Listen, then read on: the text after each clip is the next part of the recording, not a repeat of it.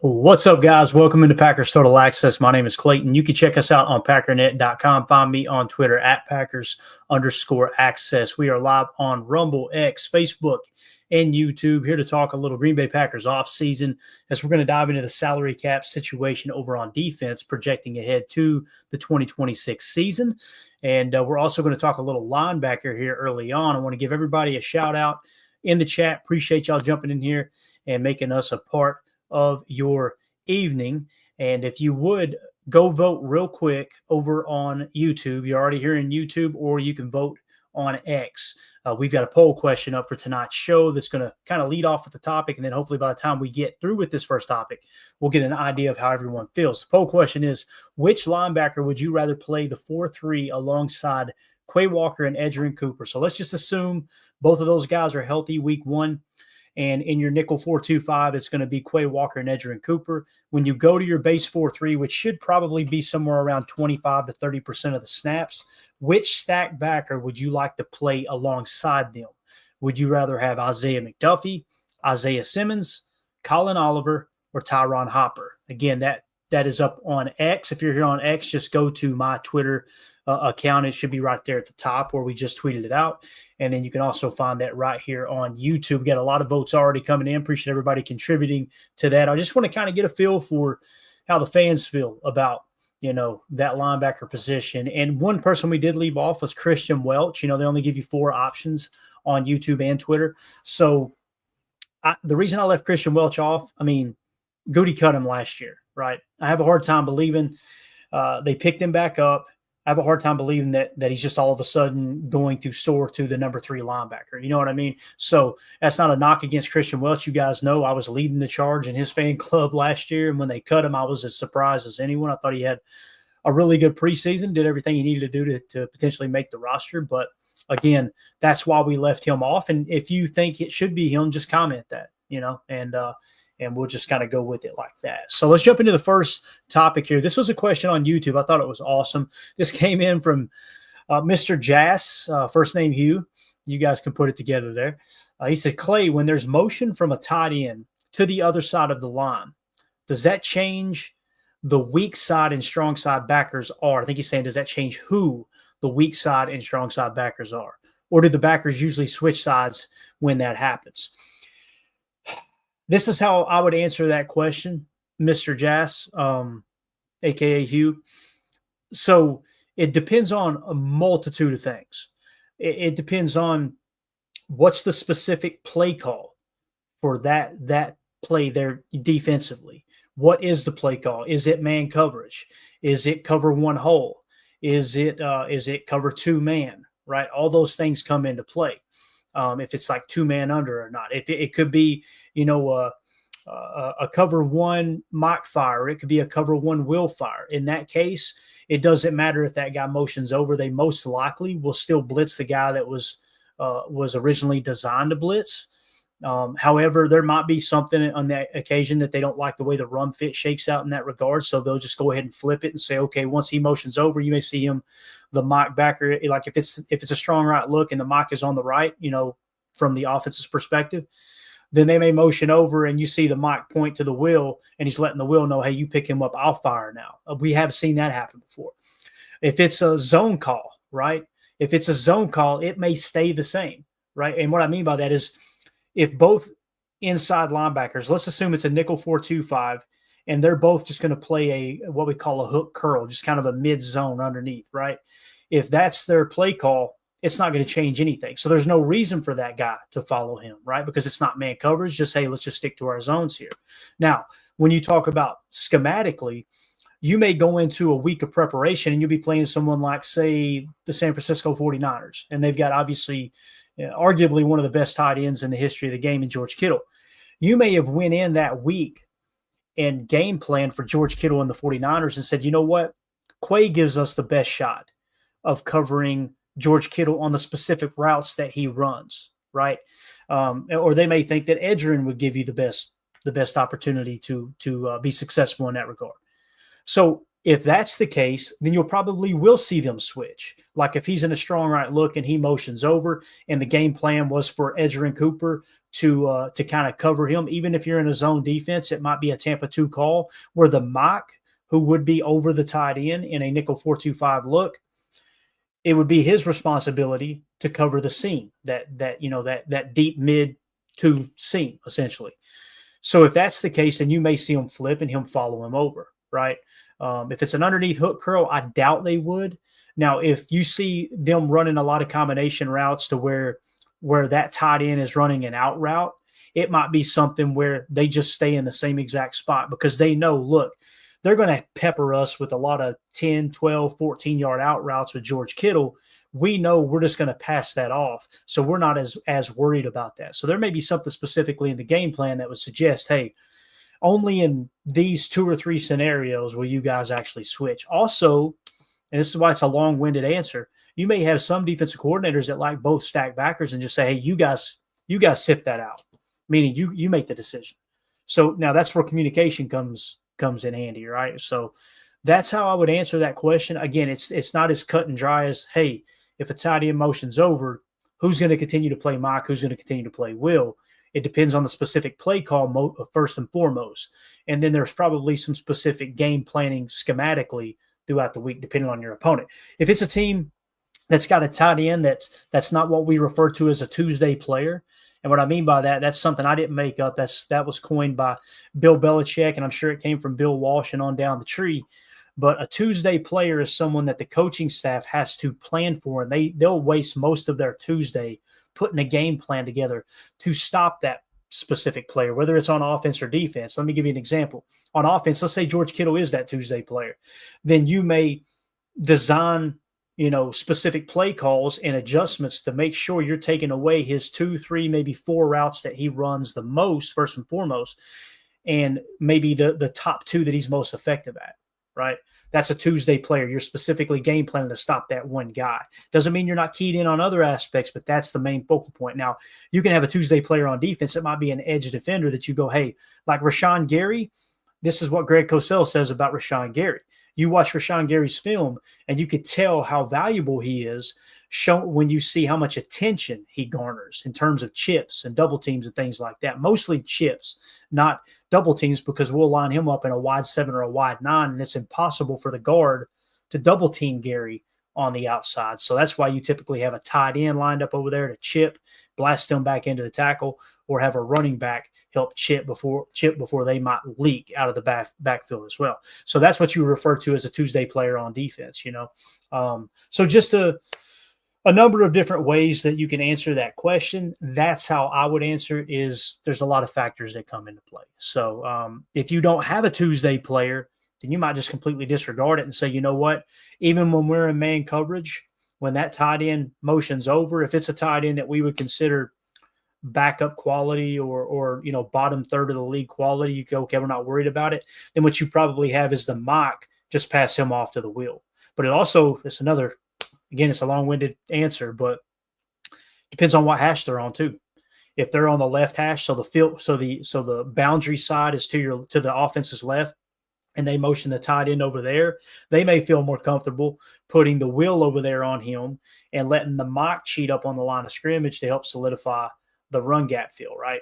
If they're motioning him from the boundary side, which is the short side of the field, to the field side, the large side of the field, meaning you're on the left hash and you motion him to the field side, then they may approach it differently. So it's definitely not as cut and dry as that. And that's why you'll hear me say over and over and over on this particular show that in today's modern day NFL, you can tell when people don't know what they're talking about when they mention the Sam and they describe the Sam backer as if it's still 1994. Like, oh yeah, that's a guy that's gonna cover the tight end and he's gonna play in the run fit. That's typically not what a Sam's doing in the in modern day football, right? It's changed a lot since the 90s. But that's why we say in a nickel defense, those 2 inside linebackers, you may have one wearing the green dot, and typically people see that green dot and they go, that's the mock. Not necessarily. The mock will line up on the strong side of the formation, and he is the guy who's typically going to cover the tight end in a nickel defense.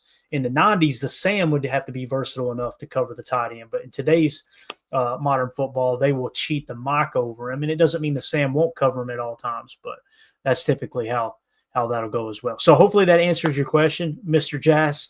I'm glad you asked it because I love those type of questions.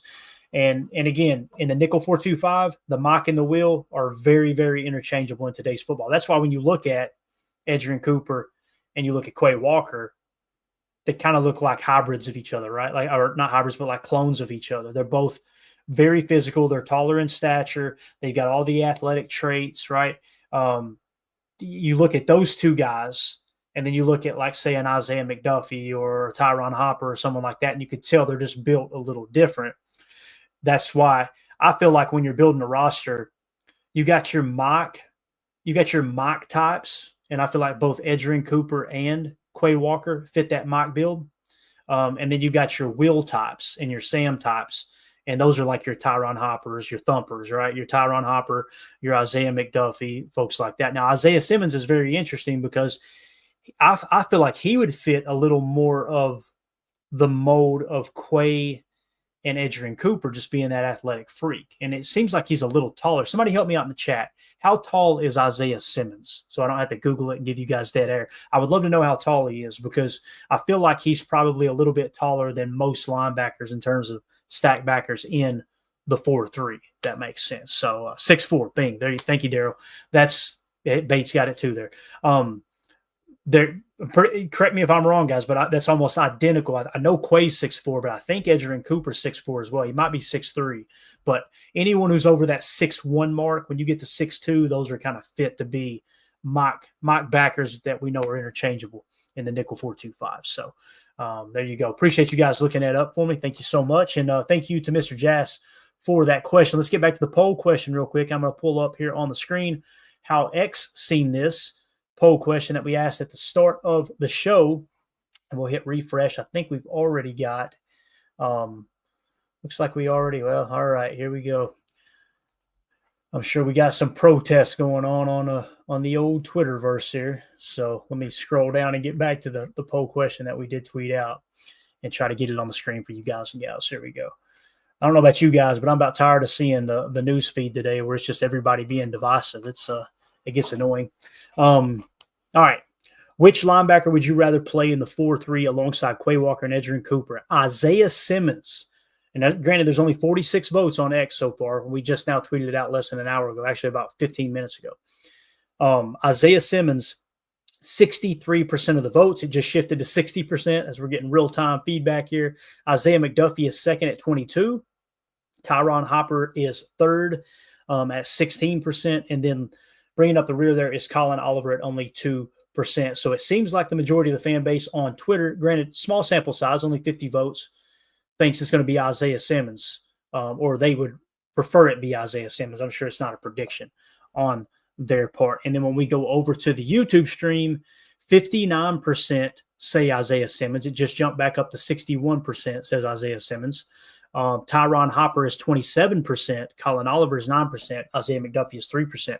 I love doing these poll questions side by side because I feel like our YouTube viewers, the people that are in here regularly, see things, most of the time they see things a little bit different than just the Packer fans on X. So the big difference there is they both agree they would like to see Isaiah Simmons play alongside Quay Walker and Edgerrin Cooper in that base 4-3.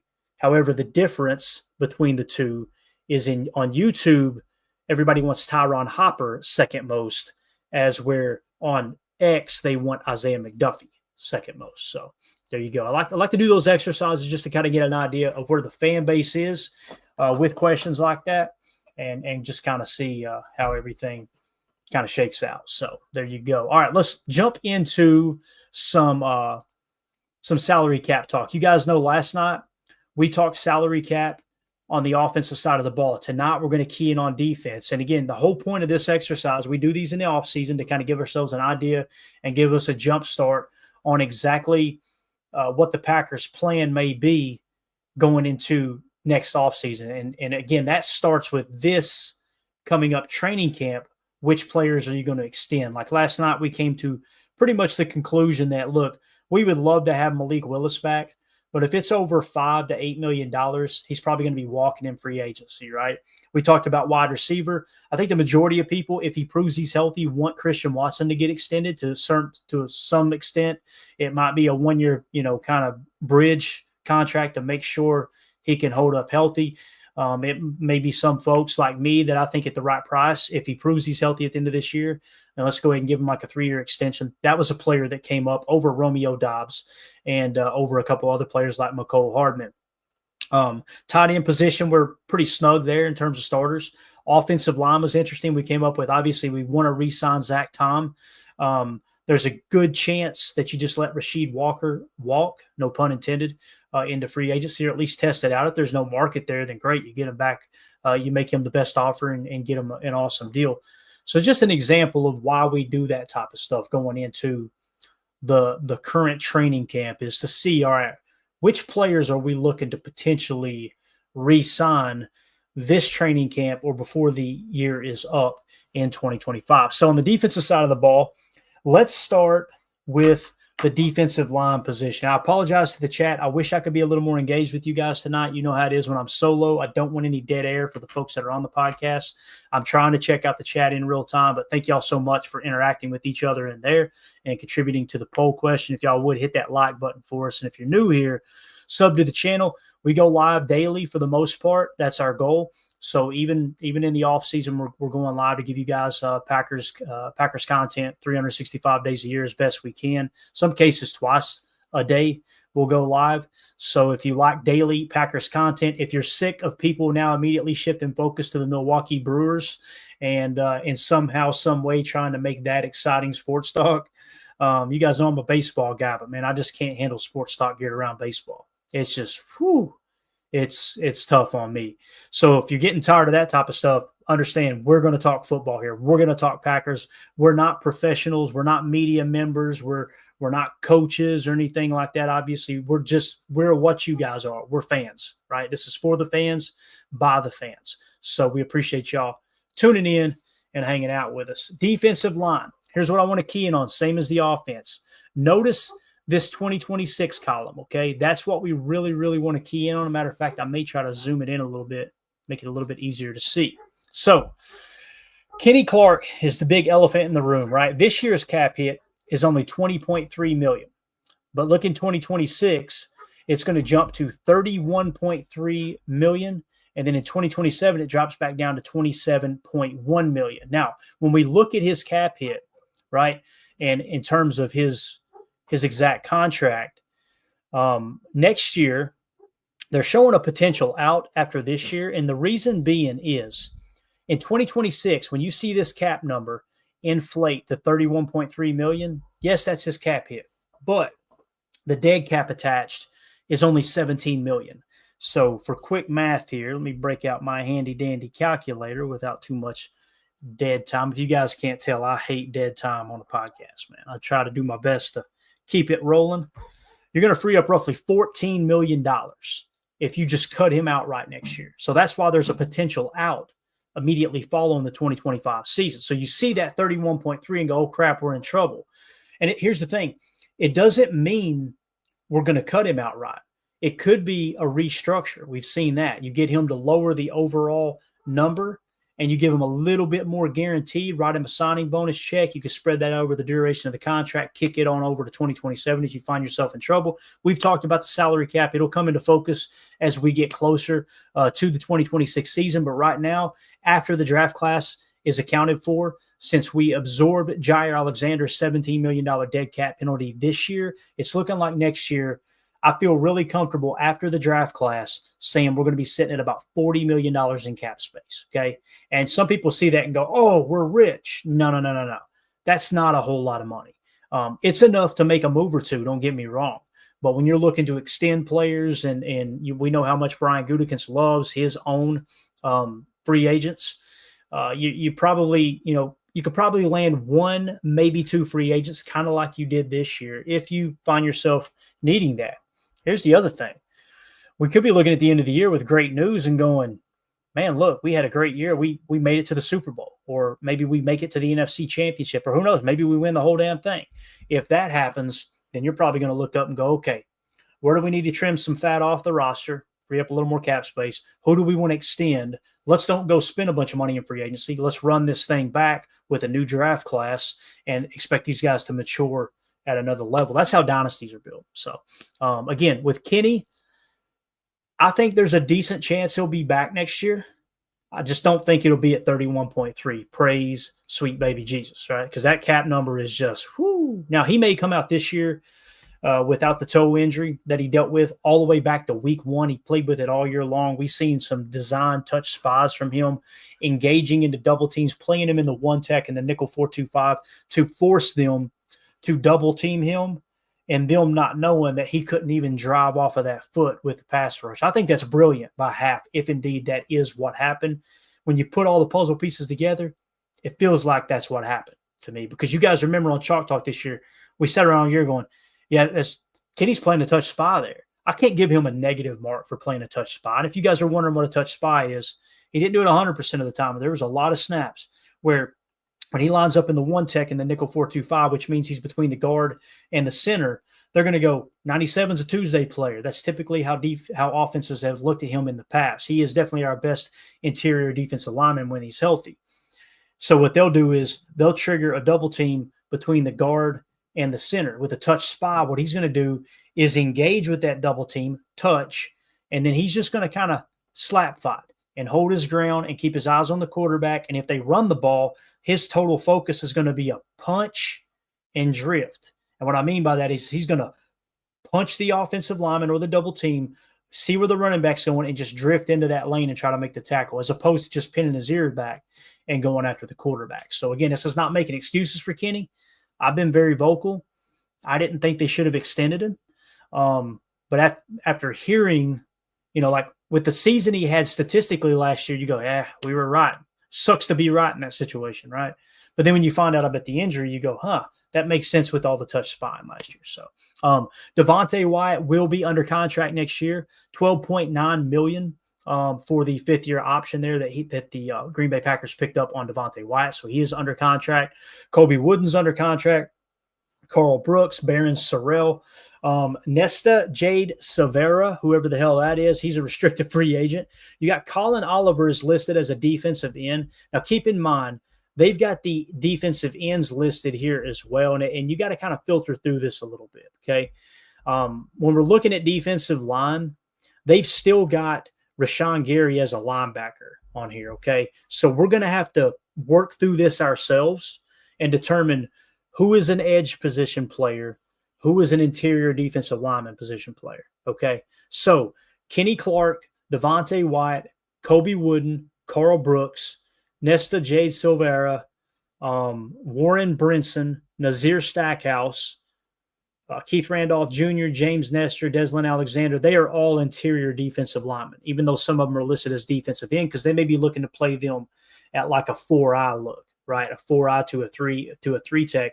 And sometimes you'll be shaded over to one side of the formation, and that technically makes them a defensive end.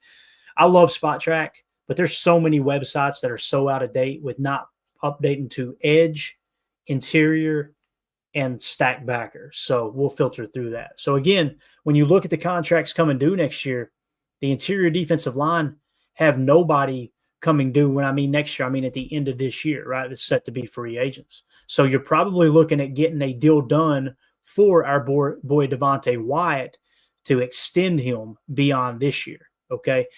I would imagine that's pretty high on the priority list for the Green Bay Packers. You do not want to have to franchise tag Devontae Wyatt next season. So I think what will most likely happen is Kenny Clark's number will come down. You're going to pay Devontae Wyatt an extension that'll probably offset that, which is totally fine. And if you cut Kenny outright next year, you're looking for someone to step into that role. And who knows, maybe you go into the draft next year or free agency next year and try to get one of those guys that can fill that void of Kenny. I think he'll be back. I think they're just going to restructure that, and 2027 will be the year that we move on. Now, if Kenny comes out this year, he's healthy, and he still rushes the quarterback like cheeks, and he has a down year, the writing's on the wall. They'll probably move on because, again, Goody likes to move on 1 year too soon rather than 1 year too late. So that's how the defensive line kind of shakes out. All right. So again, it feels like Devontae Wyatt is going to be the anchor moving forward in the future. Kenny Clark, you'll probably have him for one more year. Carl Brooks and Kobe Wooden, in my opinion, unless they're going to take pennies on the dollar in terms of an extension, they haven't shown enough to warrant starter money. So you're probably going to have to let them test the market and make a decision on whether or not you want to bring them back. So I want to mention Colin Oliver. He's a hybrid player, okay? And we're done with interior defensive linemen. Think now in terms of edge defenders, and we'll mix and match these in here so we know exactly what we're talking about.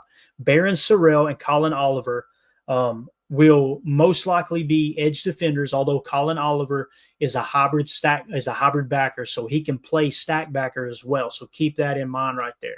So when we start to break down the edge room, you've got two that are on this list, Colin Oliver and Barron Sorrell, that are under contract next year, obviously. So let's move on to stack backer. And this is what you got, edge defender. This is what we're doing now is edge.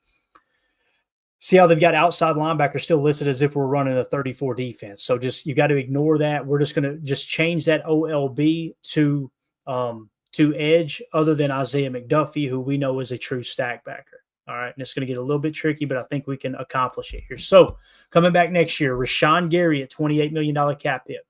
Lucas Van Ness next year, a $5.5 million cap hit. You've got, after that, Kingsley Enagbari's walking in free agency most likely. You're going to have our boy Brenton Cox Jr. is a restricted free agent. Thank God. He'll be back. I guarantee you that. Aaron Mosby's a restricted free agent. They'll probably bring him back. They like him a lot. And then you've got Christian Welch as a stack backer. So, again, you're going to have Barron Sorrell, Colin Oliver. That's 2. Rashawn Gary, LVN, that's 4, okay? And then you're going to have Brenton Cox Jr. and Aaron Mosby. That is 6. So you've got 6 edge defenders under contract next year. Now you've got to start thinking early, are we going to hit LVM with the 5th-year option? The 5th-year option for the edge defense, the edge position will be linebacker technically, okay? So if somebody wants to look this up for me in the chat, I'd greatly appreciate it. Look at the 5th-year option number for linebackers this year, okay? And it'll probably inflate a little bit next year, but that'll give us a good guesstimate of what LVN's 5th-year option would be if they indeed do want to activate that. Think Quay Walker this year. You guys remember there should be some articles written out there that talks about what Quay Walker's 5th-year option would have been, and the Packers did not obviously activate it. And the reason being is because just like here with Spot Track, they group edge, outside linebackers in 3-4 defenses, and they group stack backers to come up with that number. So if we can find out what that number is, I'll try to keep my eye on the chat to see if that's something that's reasonable to pick up. I imagine it's going to be fairly high, probably around 15 million, I would say. Chris says 24. Wow, you may be right, Chris. You may be right. Let me just do a quick Google search here. We'll go 5th-year option. Year option linebacker NFL. Let's see if we get anything here. 5th-year option projection. Playtime, blah, blah, blah, blah. Some of it does come down to playtime too. Trayvon Walker, what class is this? This is why I try not to look stuff up myself because it's going to be some dead air here. Chris the Casual may have it. Let's see here. For the 2025 NFL season, the 5th-year option for linebacker selected in the first round of the 2022 draft is $24 million, according to Pro Football Network. You're the man, Chris. Thank you so much. Appreciate that. Solder confirms there. And I believe Bates is – let's see what Bates has got. Quay Walker, linebacker, Packers number 22 overall, option declined. Packers aim for a long-term extension instead of the $14.7 million guaranteed salary, which would have ranked 7 among inside linebackers. So, that's interesting. We got 2 conflicting numbers there, right? So, now maybe it looks like, Chris, you're hitting the projection, right? Looks like you might have gotten what they're projecting it to be. So, and Bates says his was AI. I'm with you on that, Bates. Like AI is choppy at best. So let's go with Chris's number there. Okay. Let's go with Chris's number and say that the projection is 24 million. Oh, wait, nope. Chris comes back. I think it's actually 14.5 million. Okay. To me, that seems more reasonable in terms of a backer, right? Now the question is, defensive end, does it get grouped in with defensive line? If so, then that would fall under around about the Devontae Wyatt number at 12. So 14, we're covering the bases. All right. So let's call it 15 million. So if you decide to pick up that 5th year option with Lucas Van Ness, you're looking at about $15 million cap hit fully guaranteed for that year. I imagine the Packers would want to extend him instead of doing that. But again, I thought they would want to do that with Devontae Wyatt, and they picked it up, right? So it's tough. Precedent would suggest they're going to pick up that 5th year option on LVN. I would hope they can work out a deal to make it more salary cap friendly, although you could still spread it out. We've seen that with Darnell Savage when they extended him or when they gave him the 5th year option. So, yeah, I'm with you. Holmes says the 14 figure makes sense. I think it does too. The 24 seemed a little high. So, yeah, here we go. Deadfish says 50% of the snaps in each of the first 3 seasons is 16.1 million. There is snap incentives and things like that comes into play as well. So I think we got a pretty good grab on it. So with LVN, you're looking at roughly 15 million. So with that being said, I think they're going to look to keep LVN. Listen, he was breaking in on 12% pressure rate on the entire year. The second half of the season, he was closer to 15% pressure rate, according to NFL Pro. It's just the first half he kind of struggled, took a little bit of time to get going. I think they see him as an ascending player, and we know that's huge to front offices in the National Football League. So LVN's one that's going to get extended. Gary is kind of in the same boat as a Kenny Clark. Now, Gary has been much more productive, both especially in the running game, but also the pass rush last year, leading the team in sacks, leading the team in quarterback pressures, leading the team in run stops. Still had a down year, which shows you how good Gary's been. There was one year he had like a 19% pressure rate. Last year he had 13, which is still anything over 10% is considered really good. So I'm not saying that his play would suggest they would do something in that number. I just think going into the next to last year of that deal, you're probably looking to do some kind of restructure to bring that number down if you find yourself in a little bit of salary cap trouble, okay, if you do get a little bit aggressive. But I think Gary will be back. I think LVM will be back. Moving on, Baron Sorrell, obviously rookie, he'll be there. Colin Oliver, that hybrid, he'll be there. Brenton Cox Jr. will be back. Aaron Mosby will be back. The question now becomes, do you try to extend Brenton Cox Jr. after the restricted free agency's picked up? That's going to be the big question there. And I think you want to look to replace Aaron Mosby.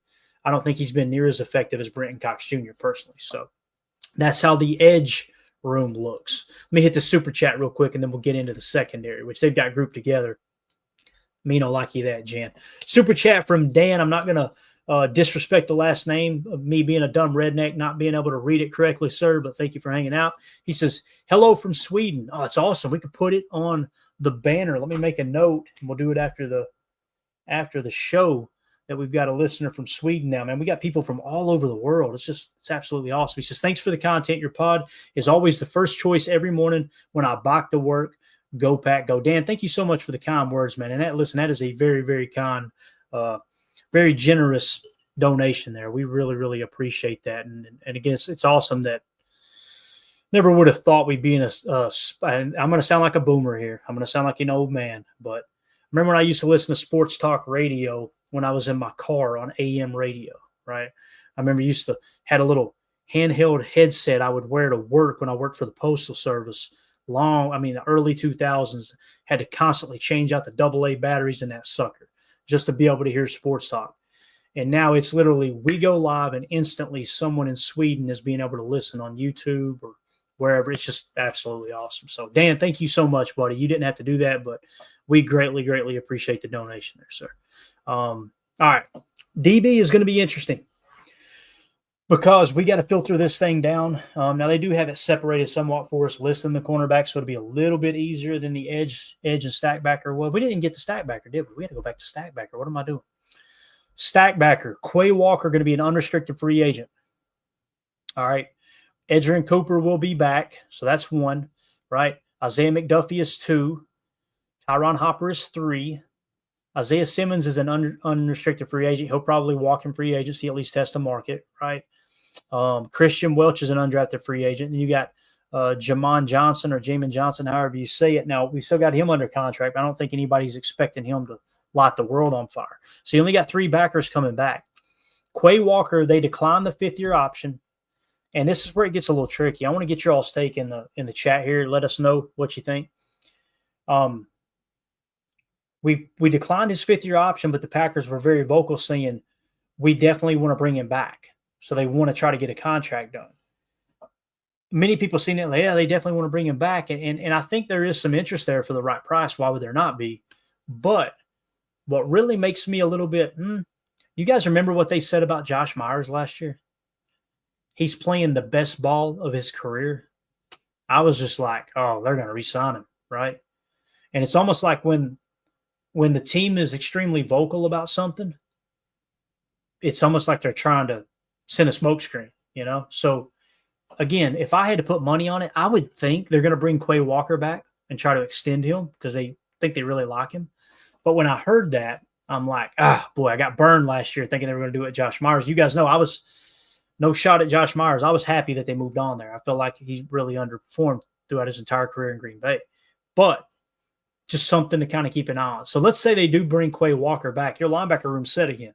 Maybe you make a draft pick if a guy falls to you and you just can't pass up on it, right? That could be the case. But with Quay, it's going to come down to the price tag for me. H.E. Solder says, does Quay Walker have the football instincts to warrant an extension? When he plays without thinking, it's as good. It is good, but man, he can just look garbage when he has to make a choice. That sounds like a harsh critique, Solder. Everything you said is accurate, man. When he's playing loose, bro, he's a dog. And it felt like he played loose most of his rookie year, and then he had those 2 personal foul penalties there down the stretch where he shoved the trainer, and then there was something else that happened, whatever.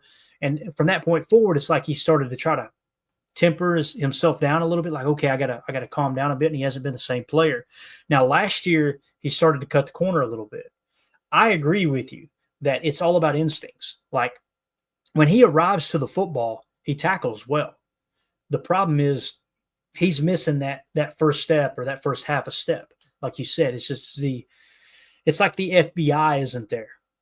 The football intelligence isn't there. Edgerrin Cooper, that dude, there was zero hesitation to the point where the coaching staff's like, yeah, we got to slow him down a bit. He's shooting gaps he's not supposed to, which kind of makes you think, is the coaching staff coaching Quay Walker a little too conservatively, right? But nonetheless, it's all going to come down to the number. What number would you guys give Quay Walker? Let me know in the chat as soon as possible, okay? What number would you give Quay Walker in terms of average annual value? Let's say it's got to be a 3-year deal. How much per year would you be willing to pay Quay Walker on an extension? How much money per year? I want to know what you guys think about that. Holmes says Cooper just likes to go and ruin guys. LOL. He really does, man. Really does.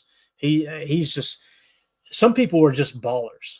What you refer to as a footballer, right? Just a guy that's just like, no matter what position he'd play, you think he'd probably be comfortable there. You know what I mean? He would play with aggressiveness and not hesitate at all. AFAM says a 1-year prove-it deal.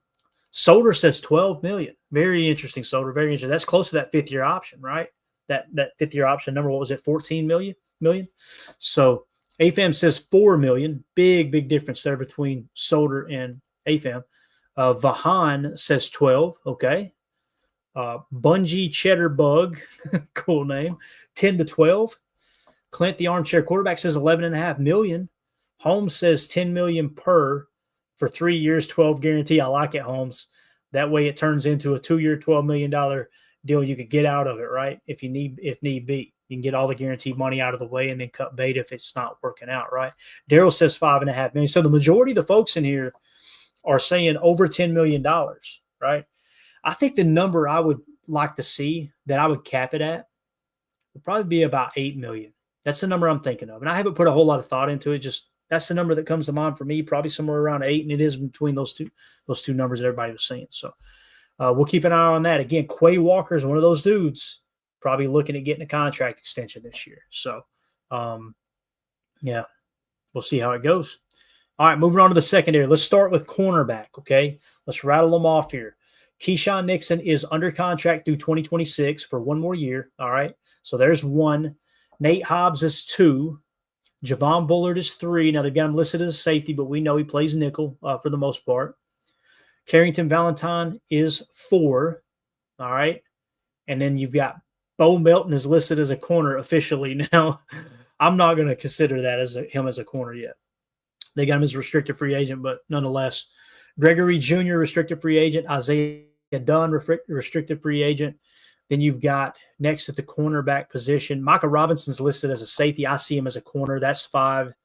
Kalen King, exclusive rights free agent. You can bring him back if you want him back. That's 6. Kamal Haddon would be 7. So with that being said, the big question becomes, do you re-sign Keyshawn Nixon after this year? He's 28 right now, right? His cap hit next year, $7.1 million. I don't know what his market value would be, but I'd imagine he would want more money than he got before. To me, it seems like that's a stretch. Am I wrong there, guys? I think the future is going to be Nate Hobbs and Carrington Valentine alongside Javon Bullard, and then you're looking to sign someone. You're hoping that Micah Robinson can step into that role type thing. Tell me if I'm wrong there. What's the number you would put on Keyshawn Nixon? Let me know in the chat. What average annual value, or you can just say, nah, let him walk. That's totally cool too. But let's say another 3-year deal that would run him under contract till the age of 31, right? Through the age of 31.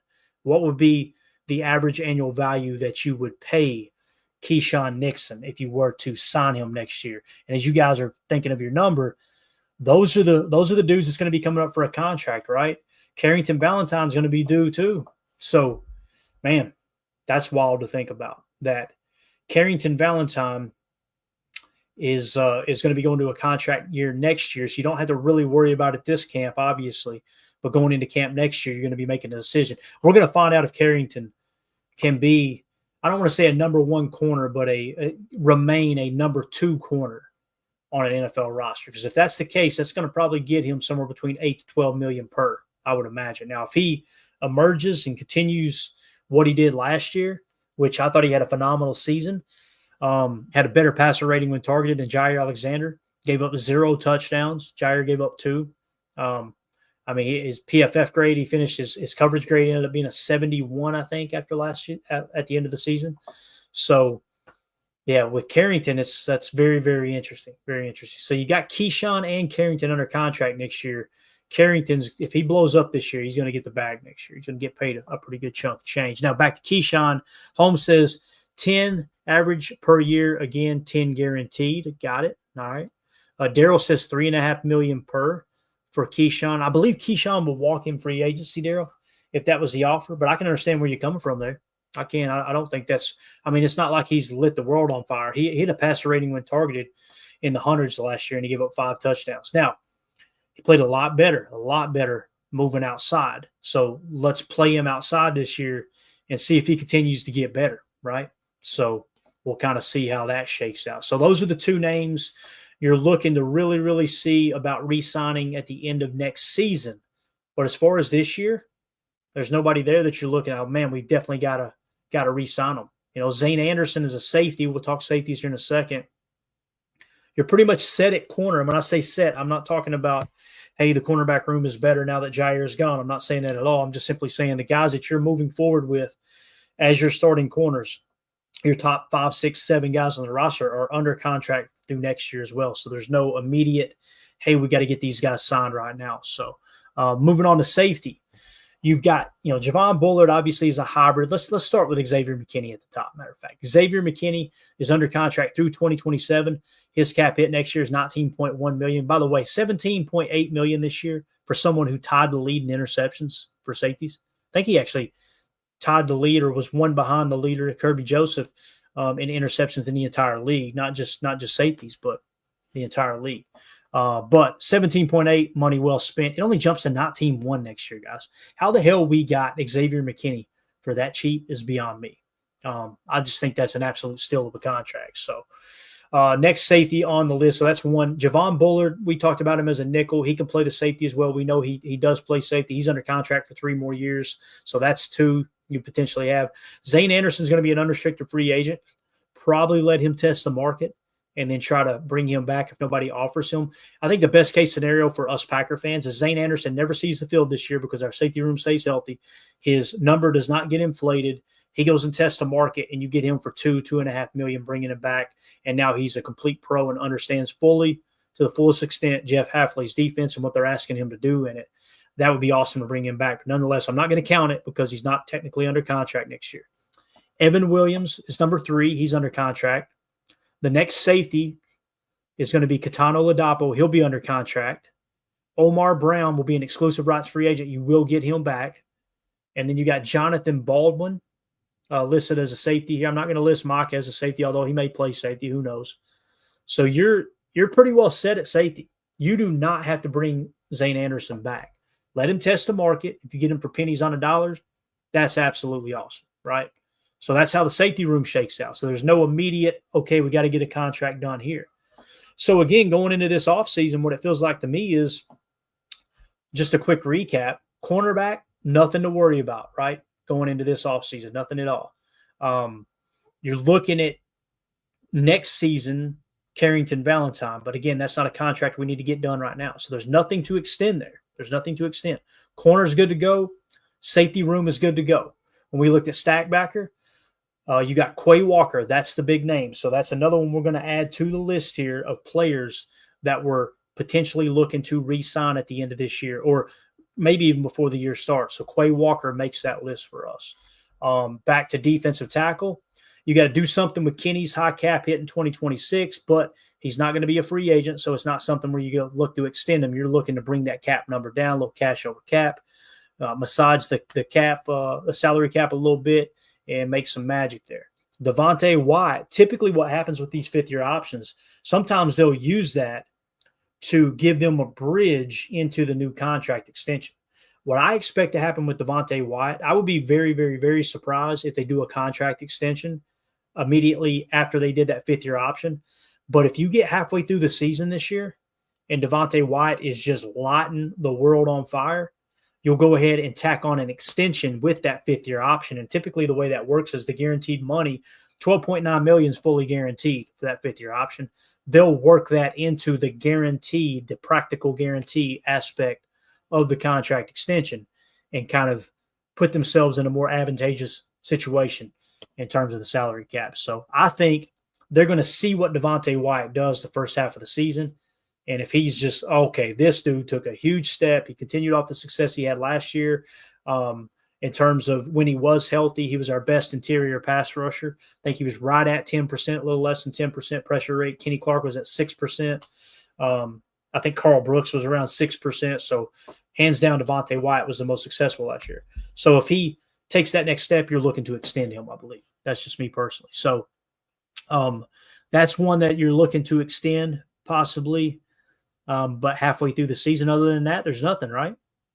You're going to restructure Kenny's contract or move on, and you're looking to try to go ahead and put a long-term deal together with Devontae, say mid-October, late October, maybe the first week of November. You look up and go, man, our boy has 8 sacks. He's got a 12% pressure rate. He's hands down our best interior defensive lineman. Let's get this extension done. So nothing urgent at defensive tackle. So far, we just got Quay, right, on defense. And that's it. So all you've really got to focus on defense in terms of contract extension, I'm going to write this down so I don't forget it, is Quay Walker. And again, what's that number? And when you look at this, guys, on offense, we said Zach Tom, right? Let me write these down while I'm thinking about it. We're talking about negotiating or trying to restructure in some way Elton Jenkins' contract to bring that salary cap hit down. You got Rasheed Walker. I'm not saying we should re-sign him, but that's one that's due. If they like him, they may bring him back. That's it on offensive line. Wide receiver, right, was Christian Watson is what we were thinking. I'm going to also put Romeo Dobbs on this list just so we know, okay, there's another guy that's up, although you guys know how I feel about that. I think if Christian Watson proves he's healthy in November, extend him and let Romeo walk into free agency. And the other thing, too, is these receivers are not going to get extended in training camp, right? Like we're looking at doing Zach Tom. Zach Tom, you're looking to extend him. with the receivers, Christian Watson's going to have to get back on the field, prove he's healthy, and be a lot, or at least be way further along in the process, the rehab process, that they feel comfortable with extending him. Then you try to get him that deal with Romeo. It's going to be much like what we talked about with trying to think of who it was, where you let him play halfway through the year. Who was it we were just talking about on defense here? Getting halfway through the year. Oh, Devontae White. Get halfway through the year and go, okay, yeah, let's go ahead and extend him. Although it's Romeo Dobbs' final year of his contract. So those are the names we're coming up with. Malik Willis for the right price. I think we would all agree we'd love to have Malik Willis back as our backup, but we can't pay him over $10 million. You know, you can get him back somewhere between $5 to $8 million. I'd be okay with that. If he doesn't play a single snap in the regular season this year and Jordan Love stays healthy, his value will probably go down immensely. Let him test the market, and then you match it. That number might be hovering around $5 million. That'd be great. Rasheed Walker, I think you're probably letting him walk because you got Jordan Morgan cross-training in the left tackle. I think their plan is they want Jordan Morgan to win the left tackle spot. Guess what happens there too? If Jordan Morgan goes out and balls out in training camp and he takes the left tackle spot from Rasheed Walker, now Rasheed Walker is demoted to a backup. If that happens, Rasheed Walker's number comes down now. Now, teams are going to go back and look at the 2023 tape or the 2024 tape and go, hell of a pass blocker. I'd be willing to give him $13 million, and that might be out of Green Bay's price range. So that's another player to keep an eye on. Christian Watson, got to prove he's healthy. Quay Walker, like we just talked about. I think with Quay, they're probably going to want to extend him. And it might be something like Devontae White, albeit he is going to be a free agent this year. They didn't pick up that fifth-year option for Quay. You might get a month into the season, Quay's balling out, and you extend him right then. That could be the case as well. What you're seeing, though, is you got multiple players. Rasheed Walker, Quay Walker, Romeo Dobbs, Zach Tom, and Christian Watson when he comes back. They all have an incentive to want to play their ass off for that next contract, whether it's in Green Bay or it's on the free agent market. So it's going to be really, really interesting to see how those shake out. So, all right, that's pretty much it. Just wanted to hit a little salary cap talk. And again, that was mostly on defense. We kind of recap what we talked about on offense. We have identified now 6 players that we've got to make decisions on as soon as possible. Do we want them to be a part of the Green Bay Packers for the next 3 to 4 years? That's what it comes down to. Because I don't think any of those guys are just going to take a one-year deal. Maybe Christian Watson, if he understands, let me take this deal and prove to everyone I am healthy, and then I'll be a free agent the following year if they don't franchise tag me. So, going to be a lot of fun this year. Soder, I love it, man. He's already prioritizing. He says, Tom is the one guy you must sign. Could not agree more, Soder. Could not agree more, man. Zach Tom, get it done. Don't care how you got to do it. Get it done. And then he says, Watson is a close second. For me, second would be, I wouldn't put Malik Willis second. I'm with you. I think it's Christian Watson. And then it's probably Quay. Quay would be third on my list. Because, again, I'm not as sold on Quay, albeit he could change our mind the first month of the season. Really, really good. So, all right, that's going to do it for the salary cap talk. Now, we're going to do a quick giveaway, and we're going to get out of here.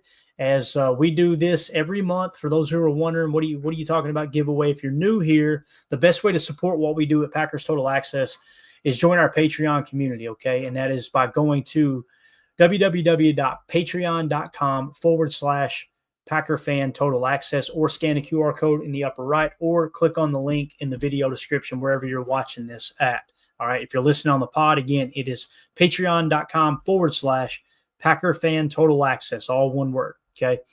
And for those who are a member of our Patreon community, you get questions for the show, which we hit on earlier. You can ask a question for the show, that type of thing. And also we do giveaways. And with the giveaways, the way it works is anybody who is a member of the $3 tier, we've got 3 tiers, $3, $5, and $10. If you pay for the full year, then you get a discount on it, I believe. If I remember correctly, is how Patreon works. But all you need is a $3. The $5 and the $10, that's just there if people want to be generous. People were asking, how can I donate more money? We actually had a couple people get multiple memberships because I only had a $3 tier at the time. So we added the $5 and the $10. Now, if you're a member of the $3 tier, you will get your name put on the Larry McCarron pinky wheel here. All right. As we throw it up and we do a giveaway. We try to do one at least every 2 weeks. We've done one now for 3 straight weeks. And this week's giveaway is an autographed Romeo Doubs card. Really, really cool piece of memorabilia donated by an avid listener, friend of the show, Rick Kruger is who donated these. We got all kinds of cool ones coming up. We're going to have some more Inigbares coming up here. Really, really nice rookie cards. And this one is just a Romeo Doubs. It's not a rookie card. It's a rising stock card, but it is sweet. Valiant, I think, is the name on the card. Really cool piece of memorabilia. So put your name on the wheel, and whoever it lands on, they win the card. That's how this works here. And again, it's just a way for us to give back and reward those who are supporting the channel. And the best way to do that's in our Patreon community. So somebody in the chat, give me a number between 1 and 10 as quick as possible. A number between 1 and 10 so we can prove that this is not RIGGED up in here. All right. Number between 1 and 10 as quick as possible. First one to do it is the one we'll use. Marco Day says 7. All right. Let's shuffle it 7 times. We're going to go 1, 2, 3, 4, 5, 6, 7. If it lands on Emilio, we're going to laugh at him because he is not allowed to win this, as we always say here. All right. So let's see if we can get zoomed in here. Let's drop the banner down now, and let's give this away. The winner of the autographed Romeo Doubs card donated by Rick Kruger is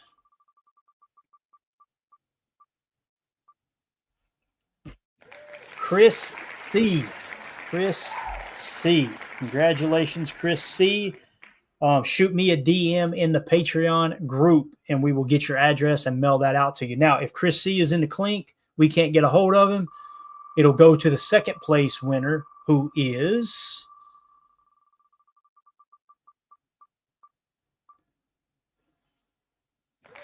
David Mitchell. So again, if Chris C doesn't come forward and claim, it'll be David Mitchell. And then if they don't come forward, we'll give it to the autographed Romeo Doubs card will go to